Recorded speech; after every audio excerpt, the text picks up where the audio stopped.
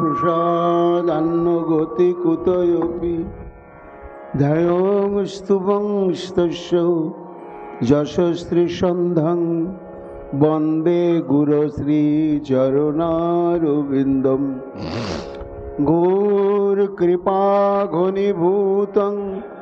प्रभुं श्रीहरिनन्दनं मम जीवन सर्वस्वं भक्त्या नौमि पुनः पुनः राधा कृपामयगुपुं श्रीगुरुदिनतारकं प्रभुं श्रीगौरगोपालं भक्त्या नौमि पुनः पुनः अजानुलम्बितभुजौ कनकावदातौ संकीर्तनैकपितरौ कमलायताक्षौ विश्वाम्भरौ द्विजवरौ जुगधर्मपालौ वन्दे जगत्प्रियकरौ करुणावतारौ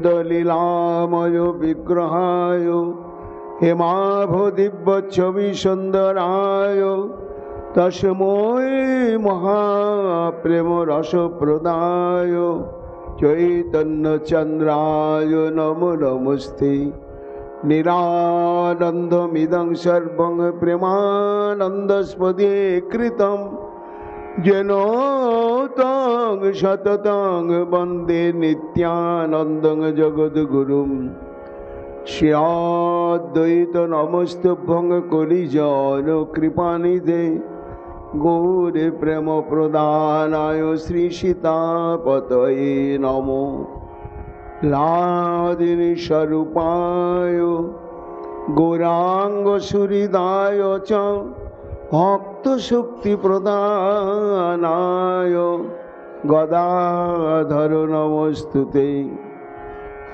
प्रणमामि श्रीवासं तमाद्दं पंडितं मुदा श्रीगौरांग कृपापात्रं कीर्तनानन्दमानसं गौरी प्रेम प्रदावैव सर्वत्र समदर्शिने नारायण सुताय च श्रीमन्नरहरये नमो बर्हापीडं विरामं मृगमदतिलकं कुण्डलाक्रन्दघण्डं कञ्जाक्षं कुम्भकण्ठं स्मेतशुभगमुखं साधुर्नस्तु वेणुं श्यामं शान्तं त्रिभङ्गं रविकरवसनभूषितं वैजयन्त्यं वन्दे वृन्दावनस्थयुवतिशतवृतं ब्रह्मगोपालवीशम् नमो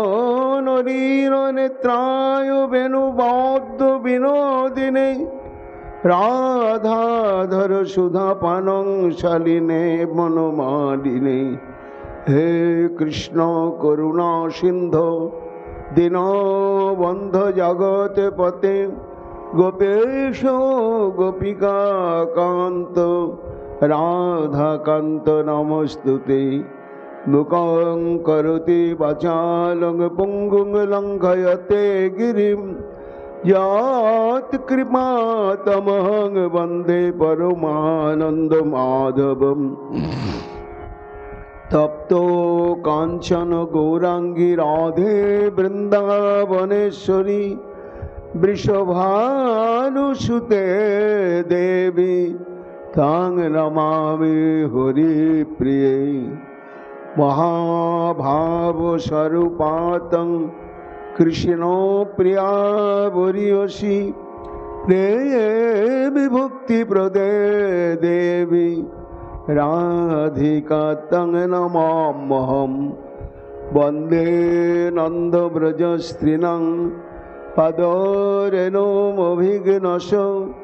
यशां हरिकथादिगीतं पुनाति भुवनत्रयम् अचतुर्वदन ब्रह्मा दिवाहुरपरो हरि अभालोचन शंभुर भगवान बदरायणी yang pravajantamanupetamapetकृतं द्वैपायन विरह कातर यजुहाव पुत्रेति तन्मयातया तरवयोभिनेदुस्तं सर्वभूत हृदय मुनिमानतस्मि तमादिदेवं करुणानिधानं तमालवर्णं स्मितोऽवतारम् अपारो संसार समुद्रसेतुं भजामहे श्रीभागवत स्वरूपं वंशाकल्पतरुभ्यश्च कृपा सिन्धुभ्येव च पतितानां पावनेभ्यो वैष्णवेभ्यो नमो नमो। जय रूप सनातन भट्ट रघुनाथ श्रीजीव गोपाल भट्ट दासे रघुनाथ भक्ति भरे बंदी छाय गोसाइर चरण যাহা হইতে বিঘ্ন নাশে অভীষ্ট পূরণ। জয় গৌর ভক্তবৃন্দ গৌর যাদের প্রাণ সবে মিলে দেহ মোরে নিতাই গৌর ভক্তি দান। নিতাই গৌর হরি বল, নিতাই গৌর হরি বল, নিতাই গৌর হরি বল। জয় জয় নিতাই গৌর হরি হরি বল।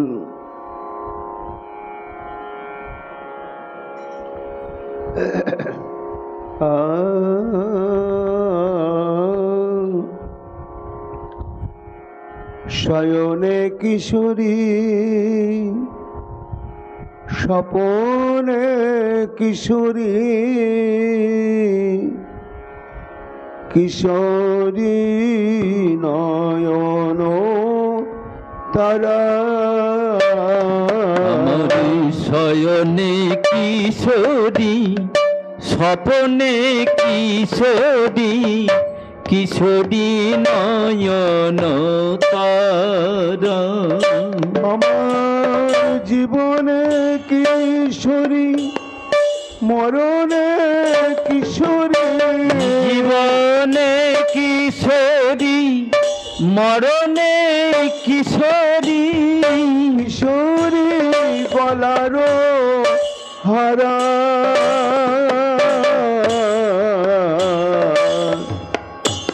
কিশোরী গলার হারা। আমার জীবনে কিশোরী মরণে কিশোরী, কিশোরী গলার হারা, কিশোরী গলার হারা। আমি কিশোরী বিহানে না বাঁচি পরাণে, কিশোরী বিহানে না বাঁচি পরাণে। কিশোরী করিলাম কিশোরী বিহানে না বাঁচি পরাণে, কিশোরী করিলাম ওই কিশোরী ভজিয়া জনম যাউক। কিশোরী ভজিয়া জনম যাউক। আমি কিছু না চাহিয়ে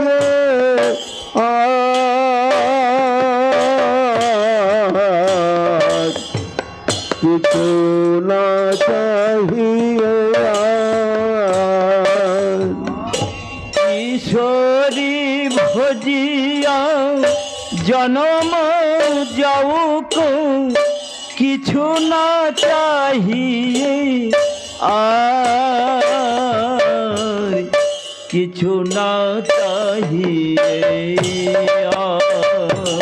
এবার কিশোরী সাধন কিশোরী ভজন কিশোরী সাধন কিশোরী ভজন আমার কিশোরী কল্পতরু কিশোরী সাধন কিশোরী ভজন কিশোরী কল্পতরু আমার কিশোরী নামেতে উপাসনা হবে কিশোরী নামেতে উপাসনা হবে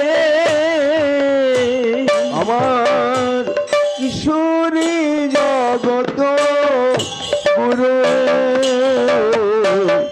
কিশোরী জগত গুরু আমার কিশোরী নামেতে উপাসনা হবে কিশোরী জগত গুরু কিশোরী জগত গুরু আমি কিশোরী ভজনে থাকি বৃন্দাবনে কিশোরী ভজনে থাকি বৃন্দাবনে কিশোরী পুরাবে কিশোরী ভজনে থাকি বৃন্দাবনে কিশোরী পুরাবে কিশোরী নামেতে উপাসনা হবে আর কহে নরঘরি ভজিলে কিশোরী কহে নরহরি ভজিলে কিশোরী ওই ব্রজভূমে হবে ব্রজভূমে হবে কহে নরহরি ভজিলে কিশোরী ব্রজভূমে হবে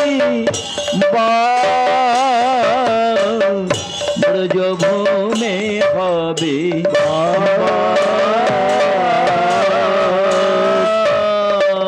রাধা রানী কি জয়।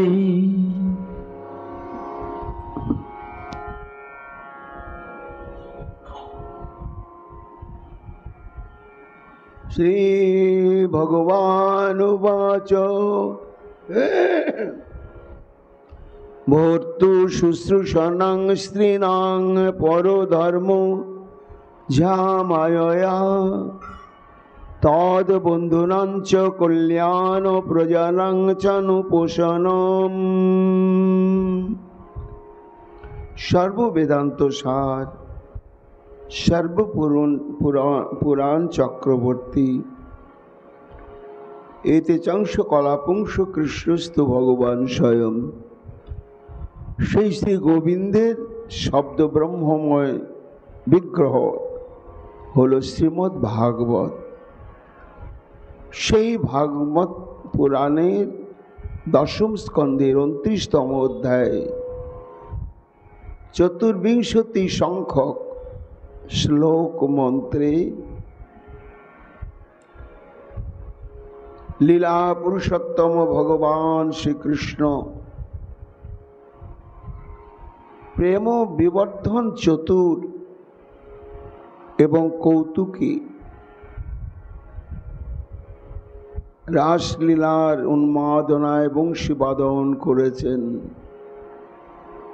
কেন না, মহারাসলীলার অপরিহার্য অঙ্গই হচ্ছে এই গোপীগণ। গোপীগণের সান্নিধ্য ছাড়া রন্তুং মনশ্চক্রে শতকোটি গোপিকার সঙ্গে তিনি রমণ করে তার রমণ বাসনা পূরণ করবেন, এই তো মনের সংকল্প। তাই তিনি আমন্ত্রণ জানিয়ে বংশীধ্বনি পৌঁছে দিয়েছেন অনুরাগিনী সমস্ত গোপিকাগণের ঘরে ঘরে। এইবার ডাক এসেছে।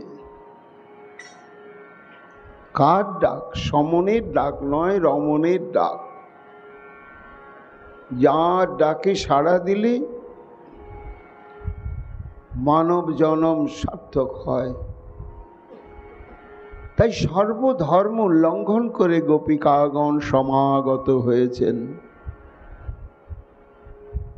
গোবিন্দ জানেন আমি তাদেরকে ডেকেছি, আর এই মহামিলন উৎসবে তারাই আমার অপরিহার্য অঙ্গ।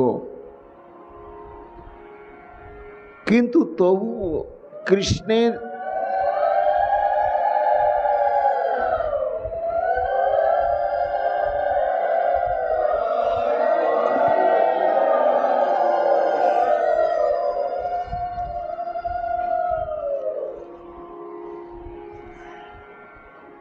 কৃষ্ণের প্রতি গোপিকাগণের এই অকৈতব প্রেমের গভীরতা কেমন, গাঢ়তা কেমন, এবং তার স্বরূপ বৈচিত্র্য কেমন, এটি জানার জন্য অনন্ত পিপাসা অদ্বয় জ্ঞানতত্ত্ব হওয়া সত্ত্বেও শ্রী গোবিন্দের অন্তঃকরণে।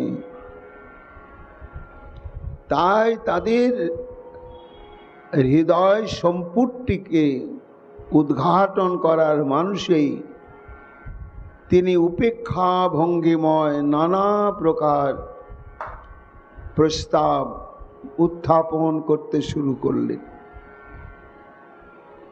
গতকাল আমরা শ্রবণ কীর্তন করেছি, শ্রীকৃষ্ণ বলছেন যে আমার প্রতি ভালোবাসার প্রভাবে প্রভাবান্বিত হয়ে তোমরা এসেছো। এটা দোষাবহ নয়। কেন না উদ্ভিজ্জ, জরায়ুজ এবং অণ্ডজ চতুর্বিধা জীব মাত্রেই আমার প্রতি সহসঞ্জাত একটা প্রেমাকর্ষণ, এবং তার দৃষ্টান্তগুলো গতকাল শ্রীকৃষ্ণ বিস্তৃতভাবে তুলে দেখিয়ে দিয়েছেন যে উদ্ভিজ্জদের কৃষ্ণ প্রেমের বিকার কেমন, অন্ডজ প্রাণীদের, জরায়ুজ প্রাণীদের, সর্বোপরি আবৃত চৈতন্য যাদেরকে বলা হয়, আপাত দৃষ্টিতে যেগুলোকে স্থূল বা জড় বা প্রাণহীন মনে হয়, তাদেরও শ্রীকৃষ্ণের প্রতি প্রেম বিকারের পরাকাষ্ঠার শেষ নেই। কাজেই এটি আমার সৌভাগ্য কিংবা বিধাতা কর্তৃক নির্বন্ধিত গোপীগণ আমি জানি না। আমাকে সবাই ভালোবাসে, কেন বাসে আমি নিজে জানি না। এই জন্য সেই ভালোবাসার সংঘাতে তোমরাও ভালোবেসেছ, আর সেই ভালোবাসার আকর্ষণেই তোমরা আমার কাছে ছুটে এসেছ। এটা দোষাবহ নয়, কিন্তু এসেছ আমার সাক্ষাৎকার প্রাপ্ত হলে এখন তোমাদের ফিরে যাওয়াই কর্তব্য। এই গোবিন্দের বক্তব্য গতকাল। এইবার গোপিকাগণ বলছেন যেন শ্যাম, তুমি যখন নিজেই স্বীকার করে নিলে তোমার প্রতি আমাদের সহসঞ্জাত হৃদয়ের একটা প্রেমের সম্বন্ধ আকর্ষণ রয়েছে, এটা যখন তুমি নিজে স্বীকার করলে, বুঝতে পারলে, ঘোষণাও করলে, তাহলে শোনো, প্রেমটি কখন সার্থক হয় না প্রেমের সার্থকতা হচ্ছে সেবাতে। কাজে তোমাকে ভালোবেসে ভালোবাসার আকর্ষণেই যদি আমরা এখানে আসি, তাহলে তুমি ফিরে যেতে বলছো কেন? তুমি আমাদের প্রেমাস্পদ প্রাণকোটি প্রিয়তম। তাই আমরা যতক্ষণ এবং যত প্রকারে আমরা প্রাণ ভরে তোমার সেবাই করব। কেন তুমি যাওয়ার কথা বলছো? গোপিকাগণ যেন এই রকমই বললেন শ্রীকৃষ্ণের উপেক্ষা বাণী শ্রবণ করে। তখন শ্রীকৃষ্ণ চতুর্শিরোমণি বলছেন, আরে না না না না না, তোমাদের বক্তব্যকে আমি স্বীকার করে নিচ্ছি, কিন্তু তার উপরেও বক্তব্য আছে। গোপীগণ, তোমরা কিন্তু প্রত্যেকেই বিবাহিতা, সতীসাধ্যী সধবা। প্রেম একটা মনোবৃত্তি, সেই মনোবৃত্তির আবেগে তোমরা আমার কাছে ছুটে এসেছো ঠিক, কিন্তু তাই বলে যে লৌকিক ধর্ম রয়েছে সে ধর্মটাকে উপেক্ষা করতে তোমরা পারো না। কি সেই ধর্ম? ভর্তু শুশ্রূষণং স্ত্রীণাং পরধর্ম জ্যামায়া। অর্থাৎ স্বামীর সর্বতোভাবে সেবা করাই হচ্ছে পত্নীগণের বা স্ত্রী জাতির একমাত্র পরম ধর্ম।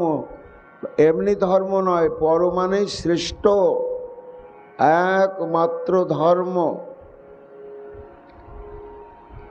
তা সেই ধর্মটি তো তোমাদের লঙ্ঘন হবে যদি তোমরা আমার প্রতি ভালোবাসার টানে আমাকেই সেবা করার জন্য এখানেই থেকে যাও। আর তোমাদের ঘরে ঘরে পত্নীগণ রয়েছেন, তারা বঞ্চিত হবে। এটা ধর্ম নয়, এটা অধর্ম। তারপরে শোনো, তোমরা হয়তো জানো কি জানো না, শাস্ত্র বলছে যে একজন বিবাহিতা পত্নী তার কর্তব্য শুধু স্বামী সেবার সঙ্গে নয়, মুখ্য স্বামী সেবা, আনুষঙ্গিক সেবাও তাকে অত্যন্ত গুরুত্বপূর্ণভাবে সমাধা করতে হবে। সে আনুষঙ্গিক সেবা কি? তদ বন্ধুনাঞ্চ কল্যাণ। কেন? স্বামীর বাবা মা আছে, বা জ্যেষ্ঠতা তো অর্থাৎ জ্যাঠামশাই জেঠিমা থাকতে পারে, কাকা কাকিমা থাকতে পারে। স্বামীর তারা আরাধ্য। এই জন্য সতী নারীর কর্তব্য কি?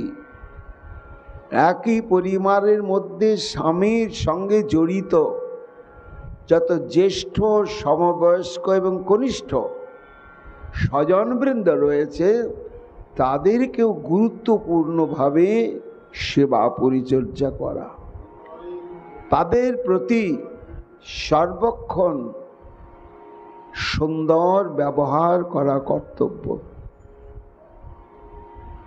শুধু তাই নয়, প্রজানাং চানুপোষণম।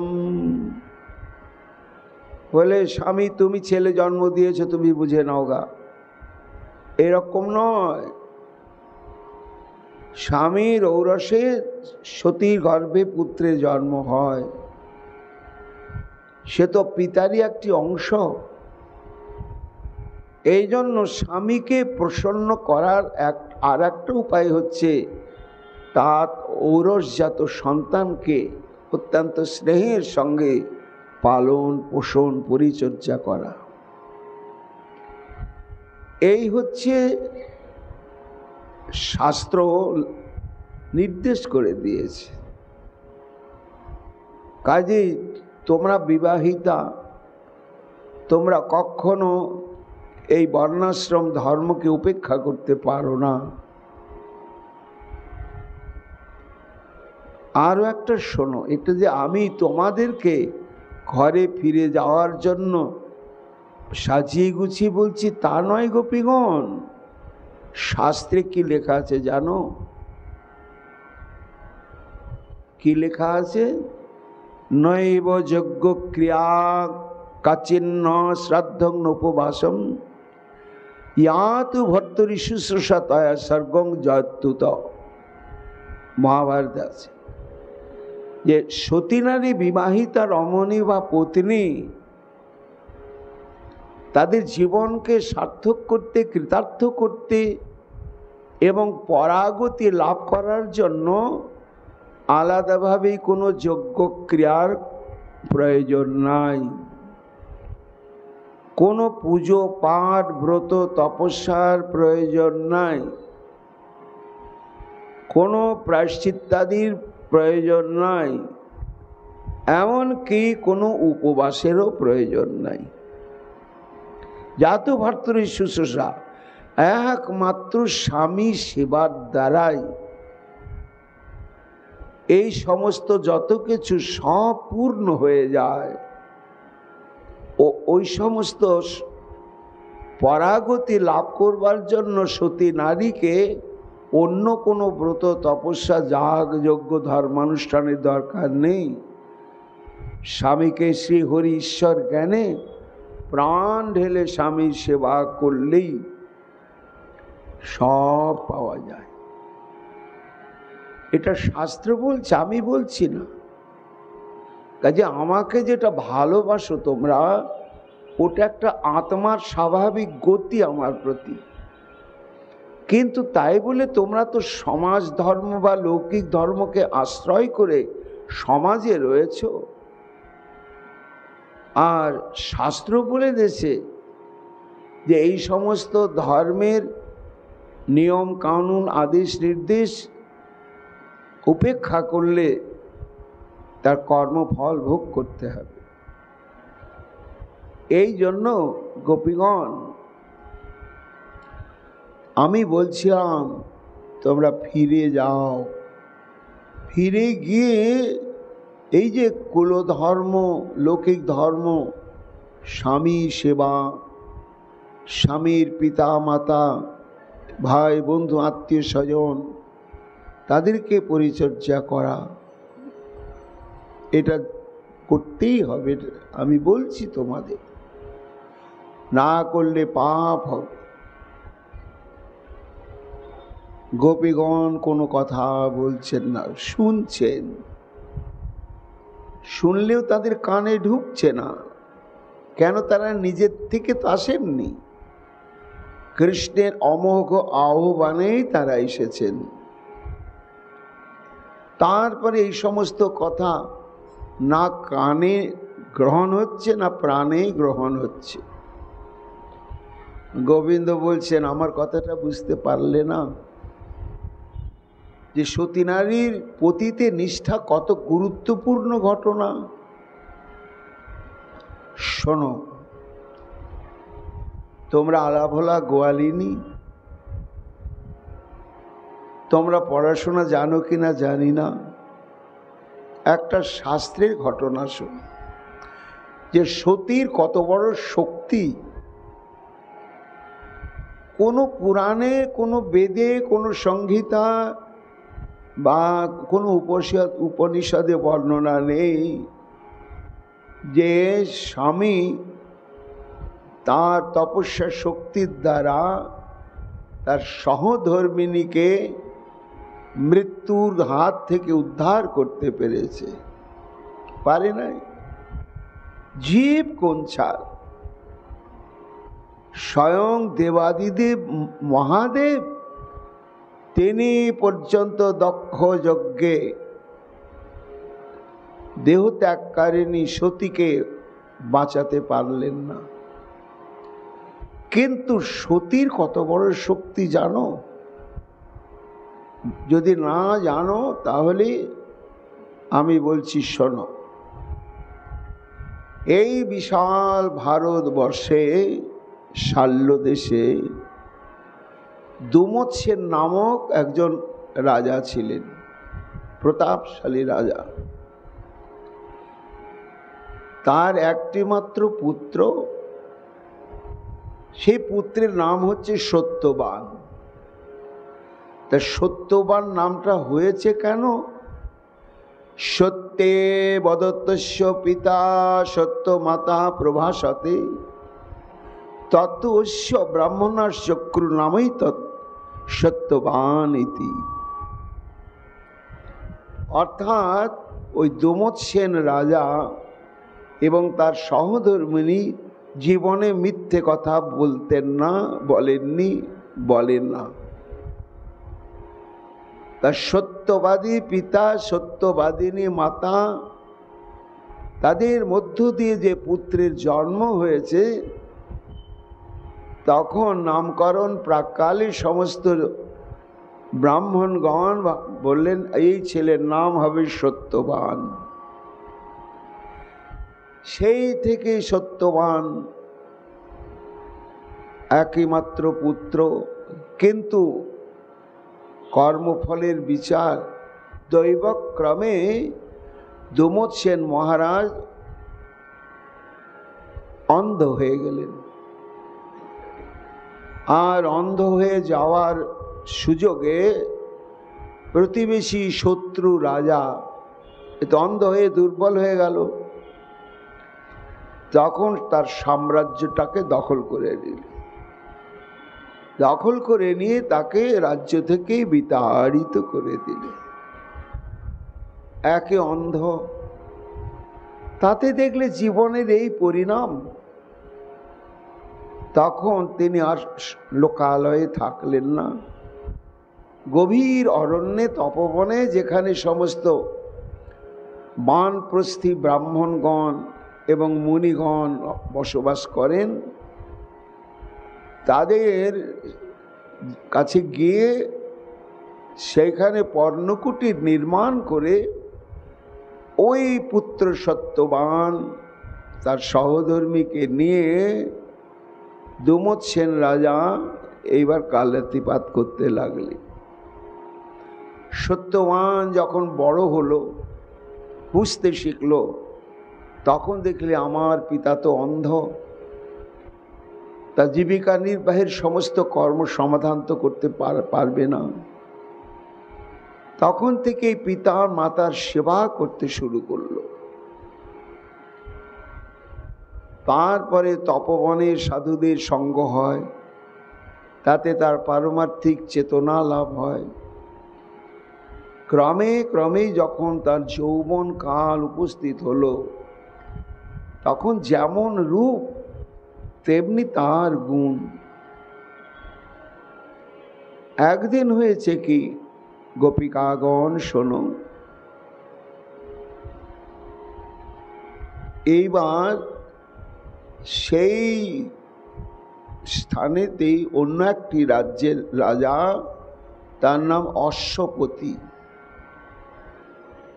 অশ্বপতি মহারাজের একমাত্র কন্যা, তার নাম সাবিত্রী।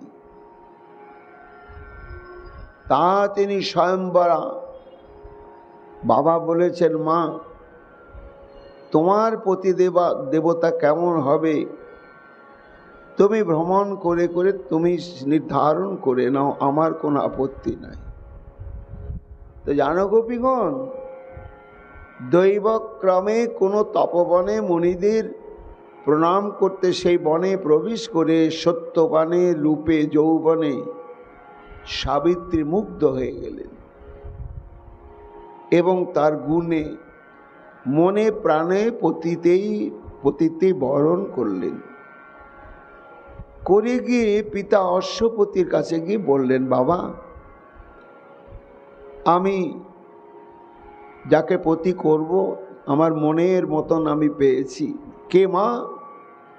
না ওই তপবনেই বসবাস করেন অন্ধ মহারাজ দোমৎসেন, তার পুত্র সত্যবান। বাবা অশ্বপতি বললেন, মা তুমি যাতে সুখী হবে এটাই আনন্দের কথা, আমার আর আপত্তি নেই। আর রূপে গুণে যা বর্ণনা তুমি করলে আমারও ভালো লাগলো শুনে। দৈবক্রমে দেবর্ষি নারদ সেখানে আবার নারায়ণ নারায়ণ বলতে বলতে উপস্থিত। এবার নারদ এসেছেন, অশ্বপতি তার যথাবিহিতভাবে সৎকার করে বসুন বসুন বসুন। কথায় কথায় একটু প্রশ্ন তুললেন যে দেবর্ষি, আমার এই কন্যাটি স্বয়ংবরা হতে চলেছে, তো সে ওই তপবনে বসবাসকারী মহারাজ দুমৎসেনের পুত্র সত্যবানকে প্রতিরূপে নির্ধারণ করেছে, আর আমারও তাতে সম্মতি। আপনি আশীর্বাদ করুন এদের দাম্পত্য জীবন যেন সুন্দর হয়। দেবর্ষি নারদ বলছেন, অশ্বপতি সবই ঠিক, কিন্তু সত্যবানের পরমায়ু মাত্র 1 বছর। এখন যা বয়স, বিবাহের পরে 1 বছর বাঁচবে, পরমায়ু শেষ। এটি আমি দিব্য দৃষ্টিতে দেখছি, সেটাই তোমাকে এখন বললাম। এখন কি করবে তুমি চিন্তা করো। তো অশ্বপতি ভাবছে 1 বছর পরেই আমার এমন গুণের মেয়েটি বিধবা হয়ে যাবে, হায় হায়। তখন নির্জনে কন্যাকে ডেকে বললে, মা এই ঘটনা, সবই ভালো, আমার আপত্তি নাই, কিন্তু মাত্র 1 বছর তুমি তার সঙ্গে সম্বন্ধ স্থাপন করে জীবন যাপন করতে পারবে মা। তারপরে সুদীর্ঘ কালের জন্য তোমার জীবনে বৈধব্যের বেদনা নেমে আসবে। সেই জন্য বলছিলাম যে তুমি বিকল্প কিছু চিন্তা নাও, তাতে কোনো অপরাধ হবে না। সাবিত্রী বললে, বাবা আমার মনোপ্রাণ তো অর্পণ হয়েই গিয়েছে, আমি আর সেখান থেকে ফিরিয়ে নিতে পারবো না।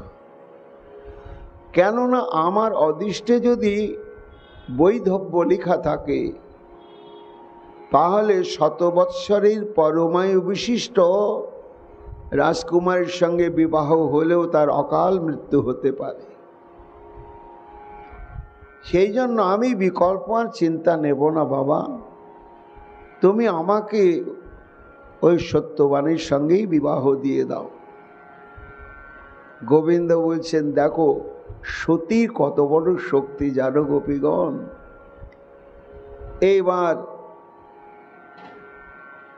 দুমৎসেন সমস্ত শুনে বললে, সত্যবান বিবাহ তো আমার আপত্তি নাই, কিন্তু সে তো মহারাজ কন্যা, আর আমাদের তো বনবাসী জীবন, এইখানে তো রাজকীয় ঘর দরজা নেই, রাজকীয় আহার বিহারের কোনো ব্যবস্থা নেই। বলে সব মানিয়ে নেবে বাবা, যথা সময়ে শুভ দিনে শুভ যোগে বিবাহ হয়ে গেল।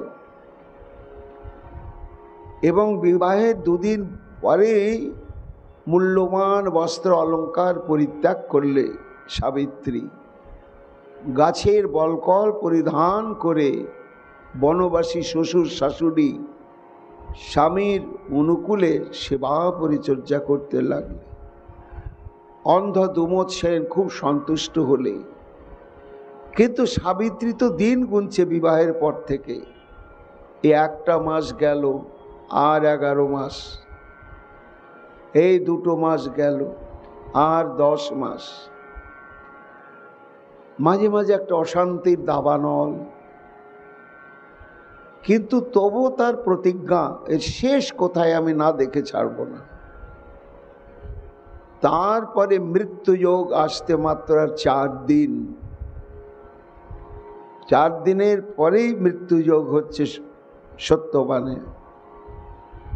তখন সাবিত্রী ত্রিরাত্রি ব্রত গ্রহণ করলেন। ত্রিরাত্রি ব্রত গ্রহণ মানে হচ্ছে 3 রাত 3 দিন নিরম্ব উপবাস এবং হরি কথায় কাল যাপন। শ্বশুর শাশুড়ি পিতা মাতা এবং গুরুস্থানীয় তপবনবাসী ব্রাহ্মণদের অনুমতি আশীর্বাদ নিয়ে এই ব্রত সমাধা করলে। 3 দিন 3 রাত যখন অতিবাহিত হয়ে গেল, চতুর্থ দিনে সত্যবানের মৃত্যুযোগ। এইবার শ্বশুর শাশুড়ি বলছেন, মা তুমি 3 দিন 3 রাত এইভাবে নিরম্ব উপবাস করে রয়েছ, তারপরে তো সমাধা হয়ে গেল। 3 দিন পরেতে ব্রতের উদযাপন করলেন সাবিত্রী, যজ্ঞানুষ্ঠান করে আহুতি দিলেন, দান ধ্যান করলেন, ব্রাহ্মণাদিকে ভোজন করালেন। ব্রাহ্মণগণ দুহাত তুলে বললেন, তোমার যেন বৈধব্য যন্ত্রণা ভোগ করতে না হয়। এই আশীর্বাদে সন্তুষ্ট হলেন, কিন্তু তবু কোনো জলগ্রহণ করলে না। শ্বশুর শাশুড়ি বলছেন, মা 3 দিনের ব্রত তো সমাধা হয়ে গেছে, আর তুমি উদযাপনও করেছো, আমরা সবাই সন্তুষ্ট। এইবার 3 দিন তুমি অনাহারে রয়েছ, এইবার কিছু ভোজন করো, অন্ন গ্রহণ করো।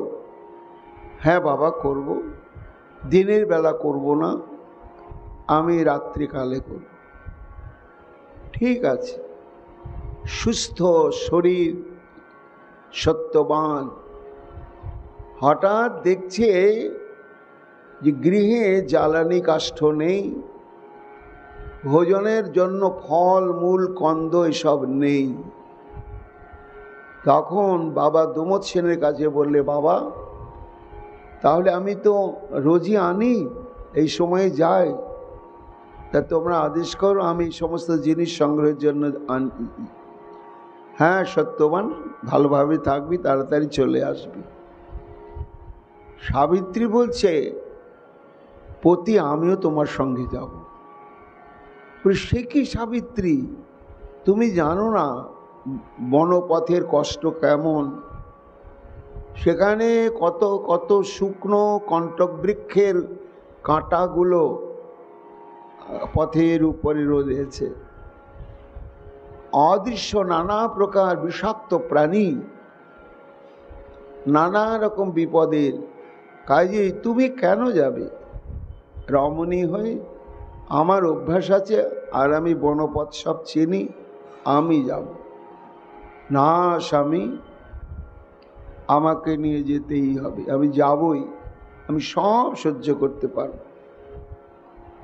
কিছুতে নাচর বান্দা শেষে তখন সত্যবানের সঙ্গে গভীর অরণ্যে প্রবেশ করলেন।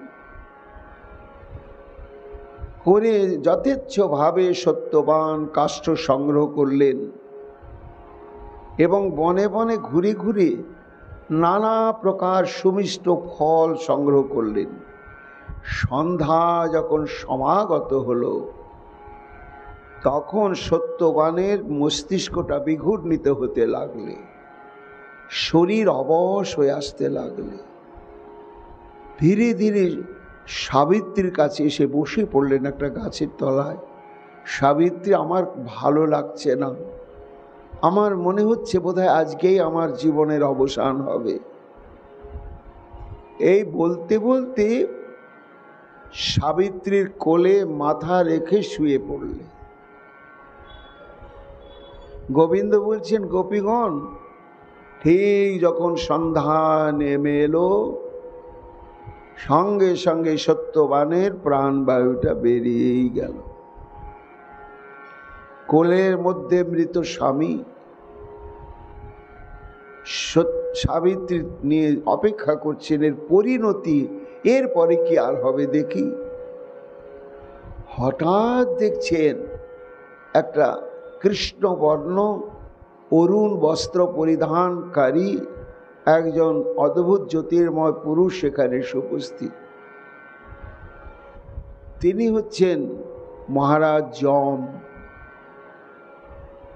একটা পাশ নিয়ে এসেছেন এবং মৃত্যুর সঙ্গে সঙ্গেই এই পাঞ্চভৌতিক গুণময় দেহটা ত্যাগ হয়, হয়ে আর একটা দেহ তৈরি হয়, সেটা পিতা মাতা দরকার হয় না, এমনি কর্মফলের বিচারে তৈরি হয়। সেই দেহের নাম হচ্ছে লিঙ্গদেহ বা যম দেহ, ছোট্ট দেহ হয়। এইবার যম ঠাকুর তাকে বেঁধে নিয়ে যাচ্ছে। এইবার সাবিত্রী তার সঙ্গে চলছি। যম বলছে, মা তোমার তো মৃত্যু হয়নি, তুমি আমার সঙ্গে কোথায় যাবে? বলে, ওই যে পতিকে নিয়ে যাচ্ছেন তো, তা আমি সহধর্মিনী, কাজে পতির যে গতি, সেই গতিটা আমারও হোক, এটা আমি চাই, তাই আমি যাবই তোমার সঙ্গে। যম বুঝাতে বুঝাতে যাচ্ছে, কোনো বুঝানোই শুনছে না, যেইভাবে যাওয়া যায় না। শেষে সাবিত্রীর অনেক শাস্ত্র বচন উদ্ধৃতির কথা শুনতে শুনতে যম সন্তুষ্ট হলেন, হয়ে বললেন, মা আমার একটা কথা রাখো। কি কথা? আমি একটা বর তুমি চেয়ে নাও, সে বরটা আমি দেব, আর ওই বরটা নিয়ে তুমি ফিরে চলে যাও। তখন সাবিত্রী বর চাইলেন যে, হে কৃতান্তদেব, যদি বর দিতে হয় আমাকে বর দিন, আমার অন্ধ শ্বশুর মশাই তিনি যেন দৃষ্টি ফিরে পান। তথাস্তু মা, তোমার বাসনা পূরণ করে দিলাম, দোহাই তুমি আর আমার সঙ্গে এসো না। এই পথে তোমাকে যথাবস্থিত দেহে আমি নিয়ে যেতে পারবো না। বাবা, আমি যাবই। কেন? ওই যে আমার স্বামীকে নিয়ে যাচ্ছেন, স্বামীর যে গতি হবে সেই গতি আমারও হবে, এই জন্য আমি যাবই যাব। কত বুঝাতে বুঝাতে বুঝাতে বুঝাতে সাবিত্রী সব যুক্তি কেটে দিচ্ছেন। শেষে তখন যমরাজ বললেন যে, তাহলে শোনো, তোমাকে তো একটা বর দিলাম, তুমি আরো একটা বর প্রার্থনা করো, আমি তোমাকে সেই বরও দেব, কিন্তু আমার সঙ্গে তুমি আসতে পারবে না।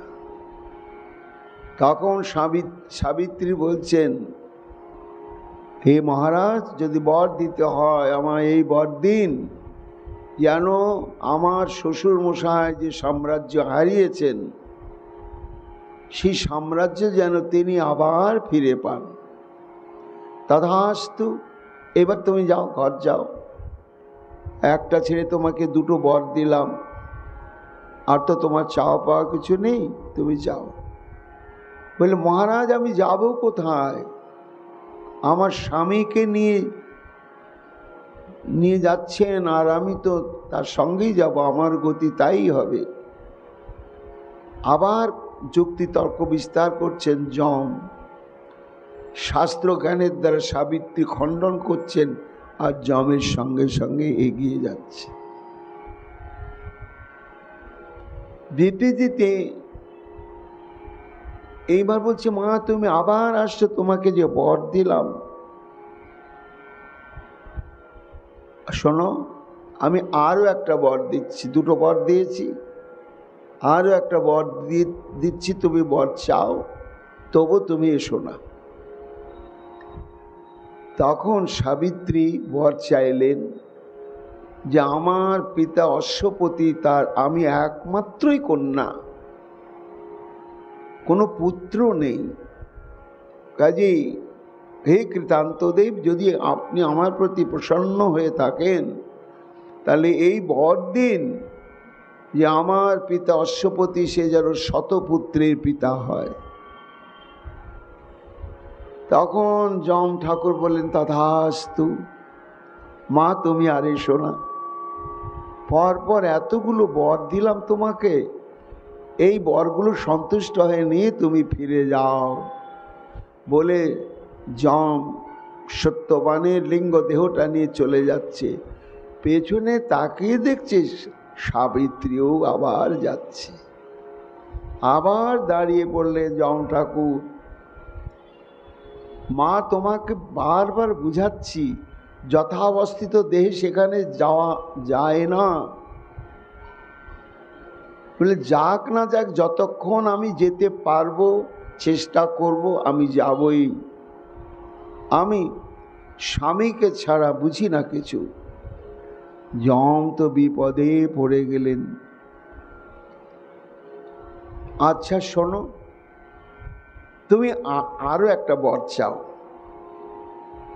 সে বরটা আমি তোমাকে দেব, তবু তুমি এসো না।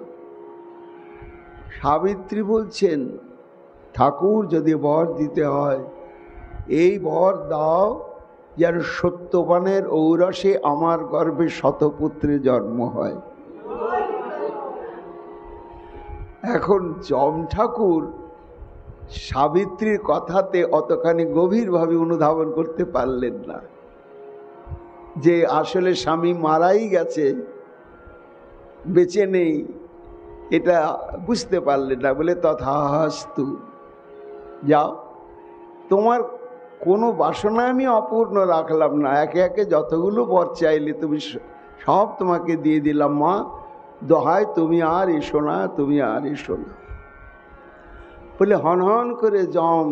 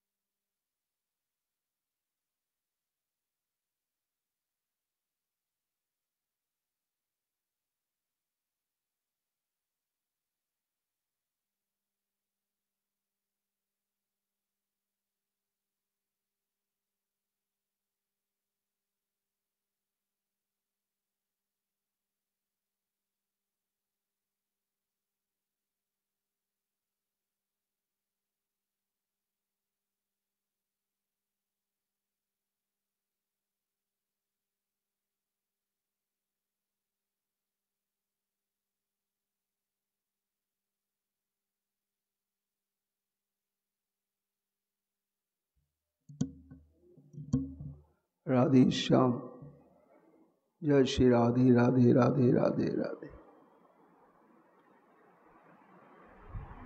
এইবার শতপুত্রের জননী হওয়ার বর তোমাকে নিয়ে উমা পেছনে তাকিয়ে দেখছেন, তখনও সাবিত্রী আসছে।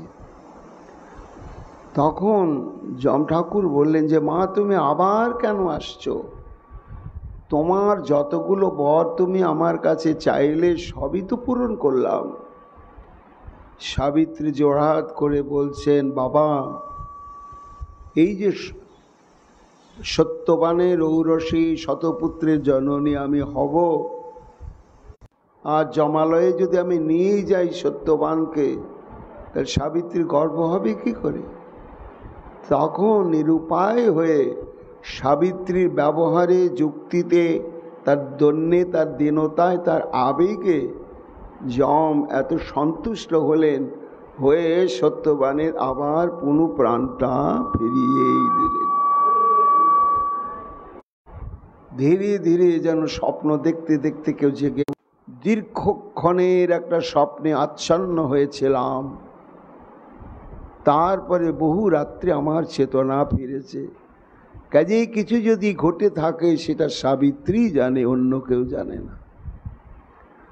তখন সাবিত্রীকে জিজ্ঞাসা করলে সমস্ত কিছু বৃত্তান্ত খুলে বললে। এই প্রসঙ্গটি মহাভারতের বন পর্বে ব্যাসমণি যে দেখো সতীত্বের কত বড় শক্তি। পুরাণে নেই কোনো পতি মৃত সতীকে এইভাবে বাঁচাতে পেরেছে। তা তোমরা সেই সতীসাধ্যী স্ত্রী, আর শাস্ত্রও বলছে যে সর্বধর্মের ফল লাভ হয় সতী নারীর একমাত্র পতি সেবাতেই। এই জন্য গোপীগণ কাল বিলম্ব না করে তোমরা সব ফিরে যাও, দেরি করো না। যে বললেন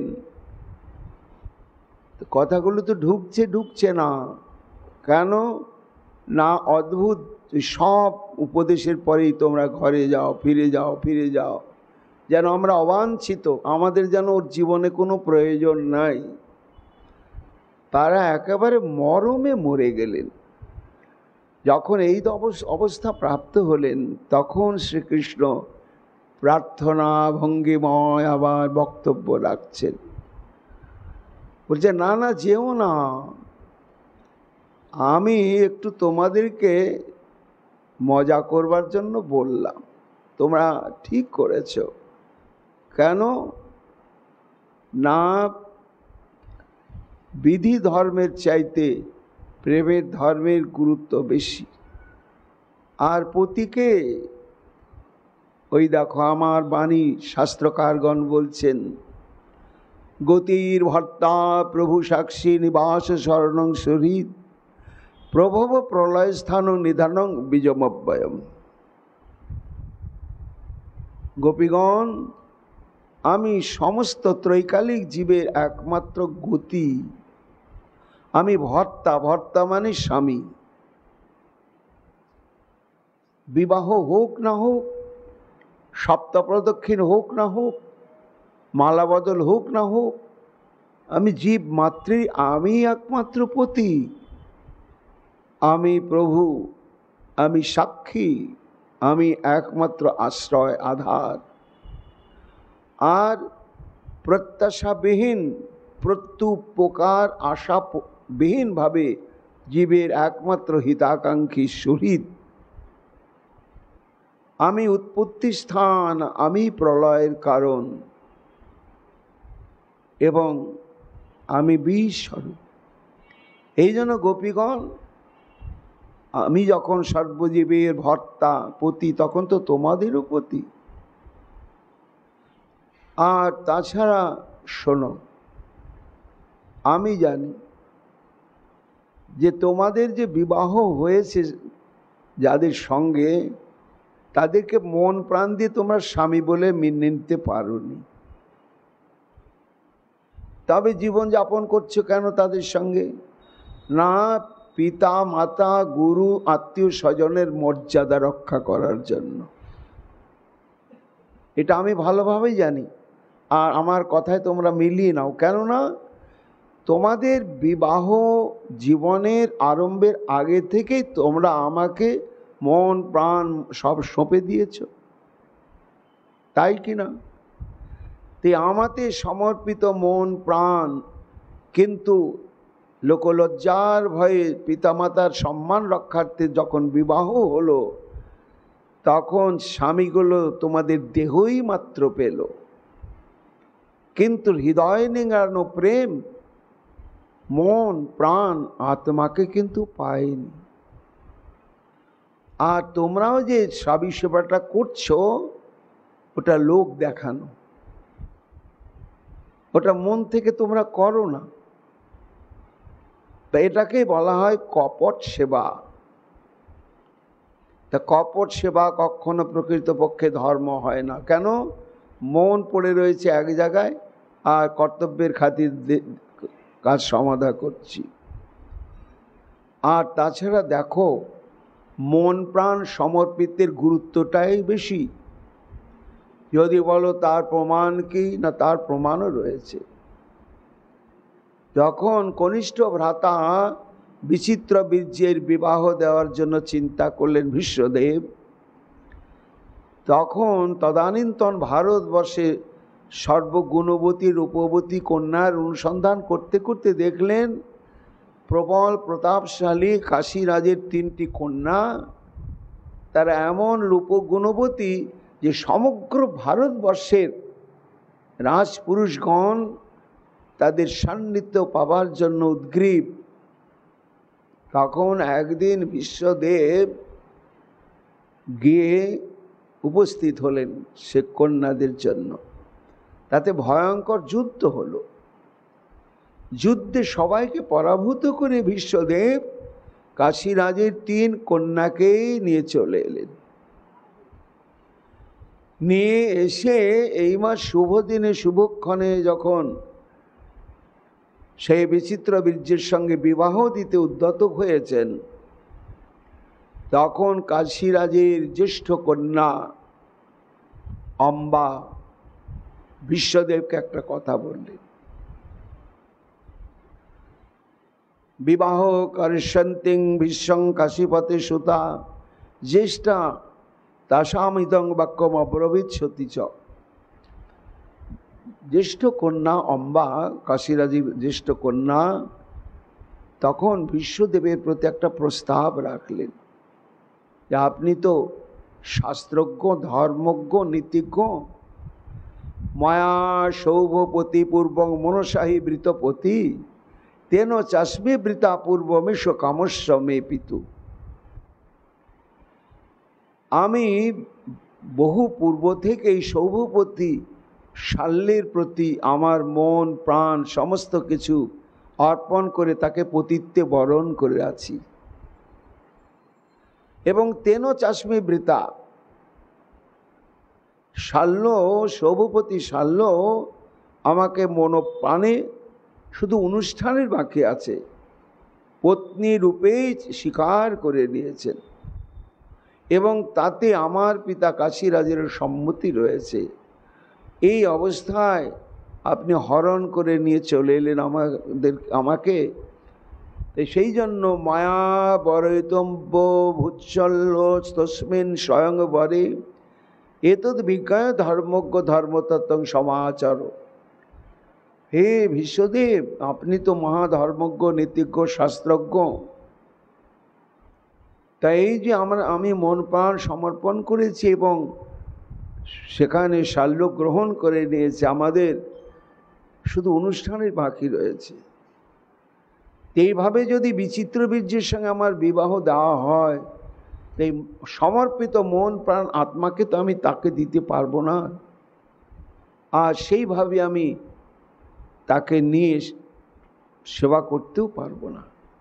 এইবার আপনি বিচার করুন কি কর্তব্য। এই কথা যখন বললেন তখন ভীষ্মদেব চিন্তা করলেন, এটা তো ঠিক, আমি বিবাহ দিলে দিতে পারি, কিন্তু সারা জীবন অভিনয় করে সে কাটাবে। তখন তিনি বললেন, ঠিক আছে, তোমার কথার পেছনে যথেষ্ট যুক্তি আছে। এবং মুক্ত স্তয়া ভীষ্ম কন্যায় বিপ্র সংসদী চিন্তাম অভগ মদবীর যুক্তাং তস্যৈব কর্মণ। তখন ভীষ্মদেব শাস্ত্রজ্ঞ ব্রাহ্মণদের শরণাগত হলেন, হয়ে আলোচনা করলেন ঘটনাটাকে নিয়ে। সবাই বললেন যে না, যখন মন প্রাণ একজনকে প্রতিরূপে দান হয়ে গিয়েছে, তখন আর অন্য কারোর সঙ্গে তার বিবাহ হওয়া উচিত নয়, তার সঙ্গেই বিবাহ হওয়া উচিত, কার সঙ্গে যাতে মন প্রাণ আত্মা সমর্পিত হয়। বিনিশ্চিত্ত সধর্মজ্ঞ ব্রাহ্মণৈক বেদ পারগৈ অনুযোগ্যে তত জ্যেষ্ঠ অম্বাং কাশীপতে সুতাম। তখন ভীষ্মদেব নিজের উদ্যোগে, এটা মহাভারতে উল্লেখ আছে, নিজের উদ্যোগে এই শাল্যের সঙ্গে অম্বার বিবাহ অনুষ্ঠানটি সমাধা করে দিলেন। তা এই প্রসঙ্গটি আমরা এখানে তুললাম কেন না, গোবিন্দ এটাই দৃষ্টান্ত দিচ্ছেন যে আসল সম্পর্কটা হচ্ছে মন প্রাণ আত্মা যাতে প্রতিরূপে বিকে দেওয়া যাবে, সেটাই গুরুত্বপূর্ণ। প্রকৃত পতি তিনি, যার কাছে দেহটা বাঁধা রয়েছেন সেটা পতি নয়। এই জন্য বিবাহের পূর্ব থেকেই তোমরা আমাতে আত্মসমর্পিত চিত্তা এবং ভালোবেসেছ আমাকে। তাই স্বজনগণের জন্য তদেবং সদ্ভাববৃত্তিত্বনতে ময়া কপটে নৈব ভর্তা সদ্ভাববৃত্তেন অহমেব ছত্র ভর্তা ভবতীতি শুশ্রূষণিত্যর্থ। কেন না বিবাহের পূর্ব থেকেই তোমরা আমাদের সমস্ত সমর্পিত করেছ। এই জন্য প্রকৃত পতি হচ্ছে আমি, আর আমাকে সেবা করাই তোমাদের প্রকৃত পতি সেবার ফল প্রাপ্ত হওয়া যাবে। কেন না আমি শুধু তোমাদের নয়, সমগ্র বিশ্বের প্রাণীমাতৃ সবারই আমি ভর্তা পতি। আর ওই দেখো শাস্ত্র কি বলেছে, ত্যক্ত্বা সধর্মং চরণাম্বুজং হরি ভজন অপক্কথ পথে তত যদি যত্র কয়া বাভদ্রম অভূতমুষ্য কিং কুবার্থ আপ্ত ভজতাং সধর্মত। ব্যাসমুনিকে দেবর্ষি নারদ বলছেন যে দেখো ব্যাস, তুমি বর্ণাশ্রম নিয়ে যতই কচকচ করো, মহাভারতকে তুমি প্রণয়ন করেছো সমাজের বর্ণাশ্রম ধর্মকে পুনঃপ্রতিষ্ঠা করার জন্য, কিন্তু যতই করো ওটা প্রয়োজন যে নেই আমি বলছি তা নয়, আছে, কিন্তু ওটা একটা নির্দিষ্ট সময় বা নির্দিষ্ট পরিবেশের মধ্যেই ওটা সীমিত। এই জন্য ত্যক্ত্বা স্বধর্ম চরণাম্বুজং হরে ভজন, যে বর্ণাশ্রম ধর্মকে পরিত্যাগ করে শ্রীহরির প্রীত্যার্থে প্রাণ ভরে হরি ভজন করবেন, তিনি যদি সিদ্ধি লাভ করতে নাও পারেন, অপক্ক দশায় যদি তার দেহপাত হয়, তবু তার কখনো অগতি হবে না। কিন্তু যারা হরি ভজন ব্যতিরেকে বর্ণাশ্রমকে আঁকড়ে ধরে যারা কঠোর অনুশাসনের মাধ্যমে বর্ণাশ্রম পালন করে চলেছেন, পরিণামে কি হবে, তারাই প্রত্যবায় যুক্ত হয়ে যাবে কৃষ্ণ ভজন না করার জন্য, হরি ভজন না করার জন্য। কাজেই গোপীগণকে যে শ্রীকৃষ্ণ নির্দেশ দিচ্ছেন এটি একেবারে অশাস্ত্রীয় নয়, শাস্ত্রসম্মতই, যে এতে কোনো দোষ হয় না।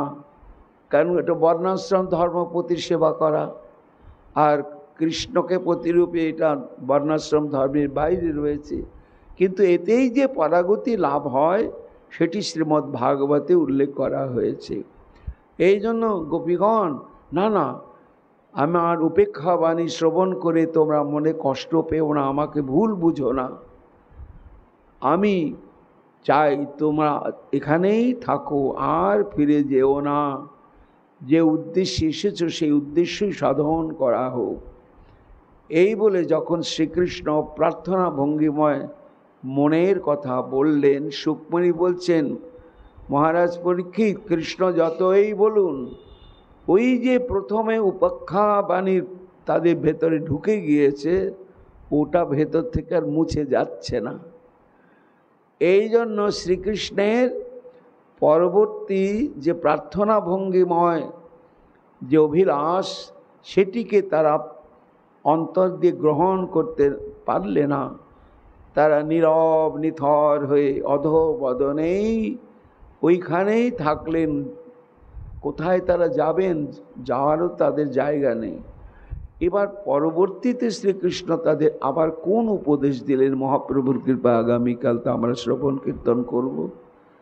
এখনকার মতো ভাগবতী কথা আমাদের এখানেই বিশ্রাম লাভ করছে। নিতাই গৌর হরি বল।